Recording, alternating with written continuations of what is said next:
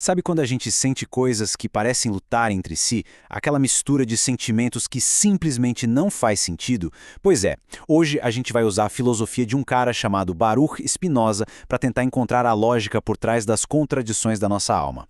Olha só, Luís de Camões, nesse soneto super famoso, conseguiu capturar perfeitamente a essência do que a gente está falando. Um contentamento descontente. É genial! Ele descreve o amor como uma série de paradoxos, uma experiência que, no fundo, todo mundo reconhece.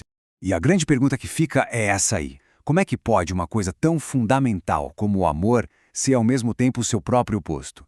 Como essa contradição toda funciona dentro da gente? É exatamente isso que a gente vai tentar desvendar agora.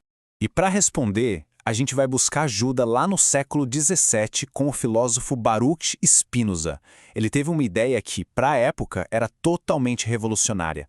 Vamos parar de tratar as emoções como falhas morais e começar a estudá-las como fenômenos da natureza, cientificamente.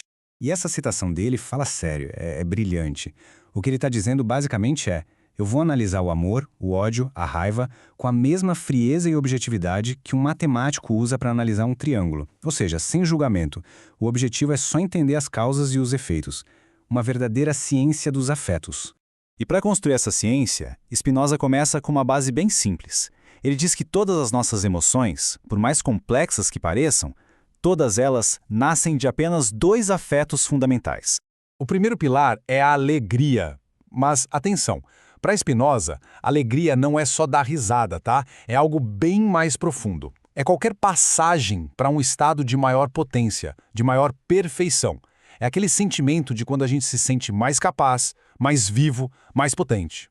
E o oposto direto, claro, é a tristeza. A tristeza é justamente a passagem para um estado de menor potência. É o que a gente sente quando nossa capacidade de agir no mundo diminui. Quando a gente se sente, sei lá, enfraquecido, menos capaz. Então, o ponto central é esse aqui. Tudo na nossa vida emocional gira em torno desse eixo. A gente está sempre flutuando entre aumentos e diminuições da nossa potência de agir. Alegria e tristeza são tipo os blocos de montar de toda a nossa vida emocional. Tá, beleza. Mas e o amor? E o ódio? Onde eles entram nisso? O mais fascinante é que Spinoza só precisa adicionar um único elemento nessa equação para explicar todas as outras paixões. A ideia de uma causa externa. É quase uma fórmula. Pensa só, se a gente sente alegria, um aumento de potência, e liga essa alegria a uma causa externa, tipo uma pessoa, pronto, isso é o amor. Agora, se a gente sentir tristeza, uma queda de potência, e liga isso a uma causa externa, aí a gente tem o ódio. Simples assim, mas extremamente poderoso. E é usando essa mesmíssima lógica, essa lógica quase matemática, que Spinoza mostra que aquela contradição do poema de Camões não é só uma figura de linguagem. Na verdade, é uma consequência lógica de como nossos afetos funcionam.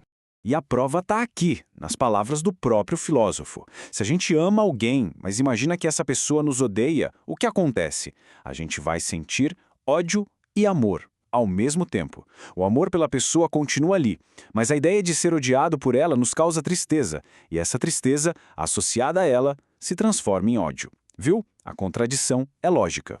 E esse mecanismo todo não acontece só em casos extremos, não. Ele é a base do que Spinoza vai chamar de flutuação do ânimo, uma instabilidade que vive dentro da gente e, mais ainda, que se espalha para os outros. Essa tal de flutuação é, na verdade, o nosso estado normal. Nosso corpo está o tempo todo sendo afetado por mil coisas, nossa imaginação não para, e tudo isso gera uma maré de afetos contrários que nos puxam para tudo que é lado. E a coisa fica ainda mais complexa porque a gente é contagiado pelas emoções dos outros. Como a filósofa Marilena Chauí explica muito bem, quando a gente imagina a pessoa que amamos sentindo alegria, a gente se alegra junto. Se a gente imagina a tristeza dela, a gente se entristece. É como se nossas potências estivessem conectadas. Isso vai se espalhando como uma onda. Se alguém faz mal para a pessoa que a gente ama, a tristeza dela passa para a gente, e a gente passa a odiar quem causou isso. Se alguém a deixa feliz, a gente passa a amar essa pessoa também. Isso é a base da empatia, da indignação, do ciúme. As emoções, percebe, não são ilhas. Elas formam uma rede. Certo, mas qual é o objetivo de entender essa mecânica toda? Para Spinoza, o conhecimento nunca é só por saber. Ele é, na verdade, a chave para a nossa liberdade. E aqui está o pulo do gato. Ser livre não é parar de sentir. Isso é impossível. Ser livre é entender as causas dos nossos afetos. Quando a gente entende por que está sentindo o que sente, a gente deixa de ser um mero fantoche das paixões e passa a agir em vez de só reagir. A gente ganha poder sobre a gente mesmo. Spinoza nos mostra que a força de verdade não vem do conflito. Não vem de tentar reprimir as paixões na marra. Ela vem do cultivo de afetos positivos. O entendimento gera amor, gera generosidade. E são esses afetos que nos fortalecem de verdade e nos conectam uns aos outros. E ele termina a grande obra da vida dele, a Ética, com essa frase: esse caminho do autoconhecimento, o caminho para essa liberdade, não é fácil. É um trabalho duro e é raro.